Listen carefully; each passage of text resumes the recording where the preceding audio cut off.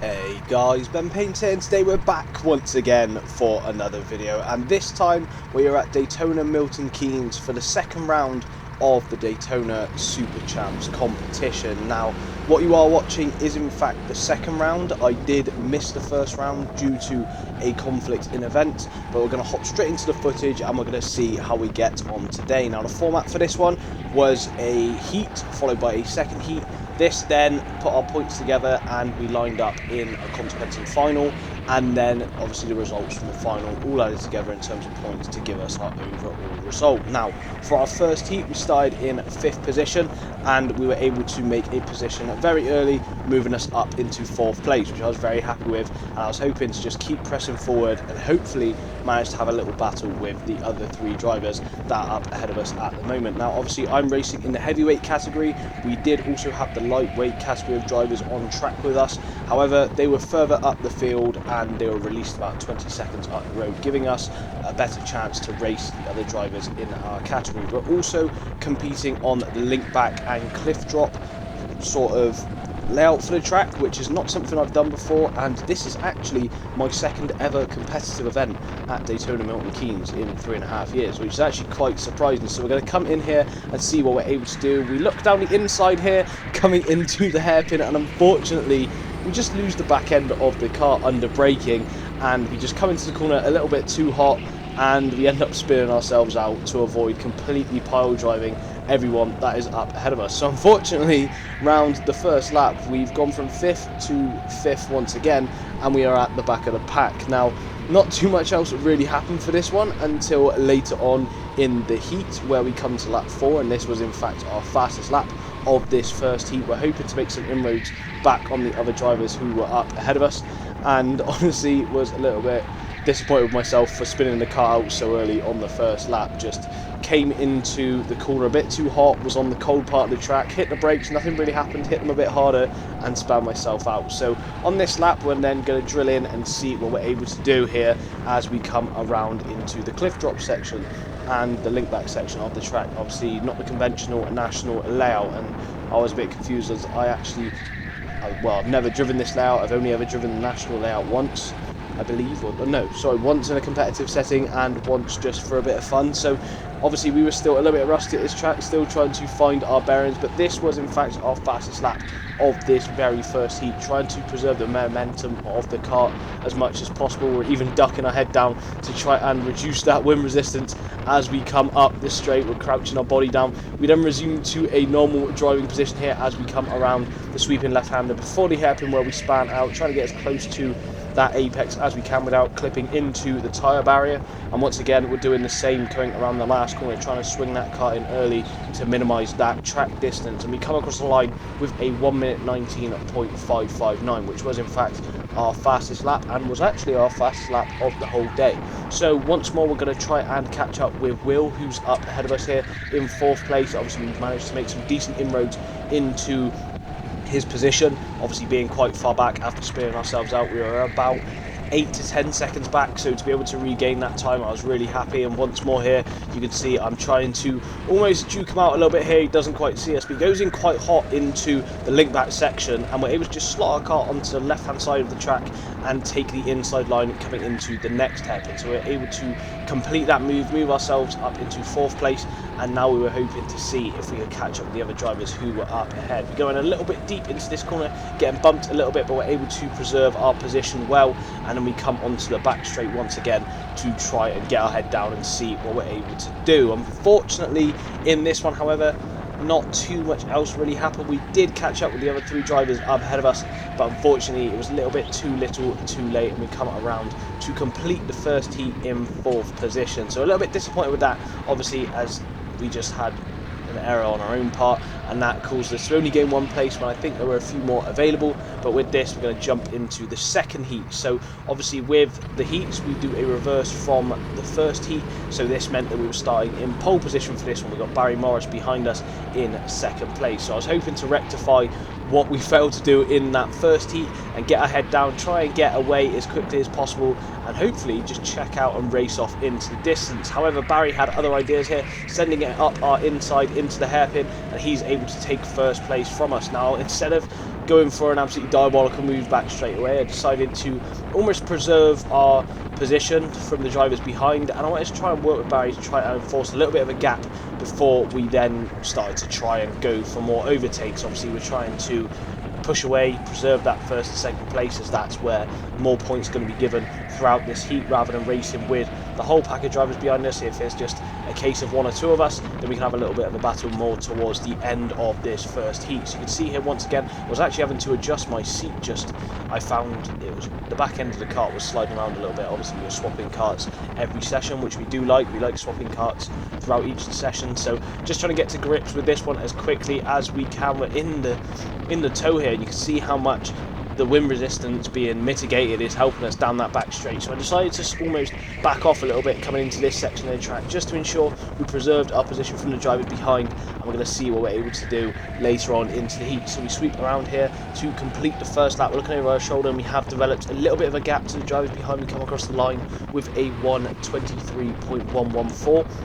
Again, coming through the chicane, we try to take as much of the track as possible here, trying to keep that kart as stable as we can. Barry opens the corner up quite wide there, and there was an opportunity for us to look down the inside. Again, he's doing the same here, but I decided against it. Just still wanted to try and break away and make a little bit of a gap if we can. We do get a decent run here. We sort of line up side by side, but we think better of it here. Back out, slide back onto the racing line and try and take a better run. Unfortunately, we clip the back of Barry there, and that gives him a decent exit out of the corner. Once more, we decide to sit behind and almost push away with him rather than keep going for any silly moves. Coming down into this section of the track here, I just wanted to try and sit behind. I found if we were going to go for moves there, it was going to end up in a little bit of contact. It's going to be a bit messy. So rather than doing that, decided to stay in single file here as we come back down to the back straight once again. We're in behind Barry here, and you can see once again with that wind resistance, we're able to tuck in behind him and get that little bit of an overlap on him. We're not looking for any moves again once more. We're just braking nice and early. Don't think I trusted myself at this point after the first heat where we span ourselves out, going super aggressive on the brakes, going for a dive bomb into that corner. So again, we're just sat in behind, waiting patiently and waiting for an opportunity to arise. We come across the line with a 1:21.245, and again we're just staying sort of sitting put from where we were compared to the lap before. We ran a little bit wide there on that corner, and that sort of ruins the start of our lap a little bit there. You can see we've lost a little bit of time to Barry up ahead of us, and I decided at this point, right, it's time to get the hammer down. We've developed a little bit of a gap to the drivers behind, but unfortunately there was a yellow flag here due to one of the lightweights having a bit of a tumble up ahead of us. So we come around this corner, there wasn't really anything on track, the lights go out, and now we're looking to just get our head down and sort of bridge that gap that sort of opened up a little bit after our shambles through the first couple of corners. You can see I'm looking over my shoulder once again. We did have that bit of a gap, as I mentioned, and here once more I was finding this car, it was really struggling to turn right through that cliff drop section, and it was just didn't want to turn in nicely. But I don't know if that was the same with all the karts, but the one I was in here just really didn't want to turn in. So once again, we're right up behind Barry here, and we're hoping to try and stick with him as much as we can. We're not as close this time, so we're not gaining as much of a tow as we were on a previous lap, but again we're trying to turn in nice and early, use the brakes to rotate that kart through that hairpin. I found that was the most efficient way to get through the corner. Again, just flicking the kart in through this last corner to try and get the kart as straight as possible, coming across the start finish line. Now we come across the line on this lap, even with the yellow flag, we're 1:20.587, obviously due to us just understanding the layout a little bit better now at this point. And once more, we're just really flicking that kart in, trying to get as tight as we can to each of the apexes, just minimising that track distance. No need to open it up as much as we can. And here you can see once again we're staying nice and tight to that hairpin once more, just to ensure that we are getting as close as possible to Barry as we can. We're almost sort of swerving around behind Barry, trying to put him off a little bit. It doesn't really work, it doesn't quite look over his shoulder, but again we get a good run coming out of the Linkback section, which I was really enjoying that section of the track.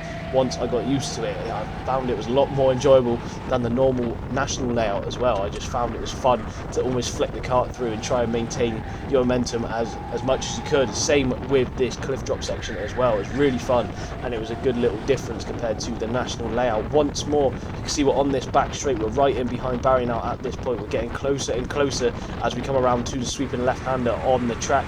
We move over to the right to try and get some sort of slingshot around him. Unfortunately, it's not coming, so once again, we brake nice and early, flick that car in, and try and get a decent run out of the corner, which unfortunately we didn't quite get, but we were looking and seeing where Barry was showing us weakness, giving us an opportunity to maybe even make an overtake. And we come across the line here with our fastest lap of this heat so far, a 1 minute 20.016. Again, Barry slightly leaving the door open. We're looking for a move down the inside, but we're not going to go for anything risky. We don't want to get a penalty or have too much contact making an overtake. We want to try and do it as cleanly as possible.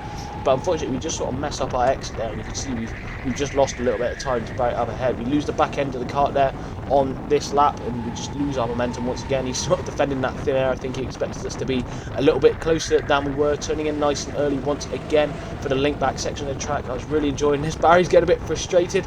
I try and send some sort of move up the inside. We make a little bit of side-by-side contact. Unfortunately, I didn't quite have the momentum to hold it, so unfortunately we have to remain behind him once again as we come into the cliff drop section of the track. So I'm still in second with a couple of laps left to go in this heat. I knew the heats were pretty short but sweet, so I wanted to try and make that move back on him if we could, and hopefully be able to do it soon as well. So instead of sitting up behind him on this lap, I decided to go out really wide, try and make him defend less, so hopefully we're able to open up some sort of overtaking opportunity. Once again, we sort of brake nice and early. He brakes a lot later. You can see this is allowing us to get a better run out of the corner, and I was noticing here that he was opening up this left-hander who's moved over to the right before then sweeping back to the left, and he's starting to get a little bit more frustrated. So I just wanted to let him know I was here, poking my nose up the inside as we come into the chicane once again. Unfortunately, our kart wasn't quite alongside, so just trying to put the pressure on Barry as much as possible now at this point, just to hopefully sort of force a mistake and allow us to shoot our way through. So once again, coming into this hairpin, we're trying to get as close as possible to that apex, and again we just sweep over to the right hand side, let him know we're here before slowing him back over to the left, back to the racing line. We hit the brakes nice and early, try and turn the car in to try and get a decent run coming out of that link back section. Unfortunately, it didn't quite work, so again we're trying to stay nice and tight to the apex once more, trying to keep that momentum going. We're actually catching up some lightweight drivers who are up ahead of us now at this point. We're turning in nice and early because we've got a bit of induced understeer coming down on the camber of the circuit there through the cliff drop section of the track. Again, we're able to hold our momentum through this corner before the back straight and get a better run than Barry coming up the back straight as well. I think the engine on this car was slightly better than the one up ahead of us, which is the one we had previously in the first heat. So again, coming into the hairpin, we brake nice and early, get a very nice run coming through the hairpin, and once more he just opens the corner up, allowing us that space at the inside that we invite ourselves to. We make some side-by-side contact, but it's enough to allow us into that first place position. So now we are leading this heat. You see Barry's looking for a re-overtaking opportunity. We're able to hold ourselves nicely through the chicane, trying to stay as stable as possible, turning the karts on the brakes as much as we can, not trying to use too much steering angle. Obviously, if you turn the steering wheel a little bit too much, you're going to scrub off your speed, and that is obviously going to kill your momentum coming out of the corners once more. So again, running out nice and wide, we're hoping to almost pull a little bit of a gap. We're checking over our shoulder. Barry's not quite close enough to sort of go for any sort of move, so we're able to get a very nice run coming through the link back section. This actually develops us a little bit of a gap now at this point.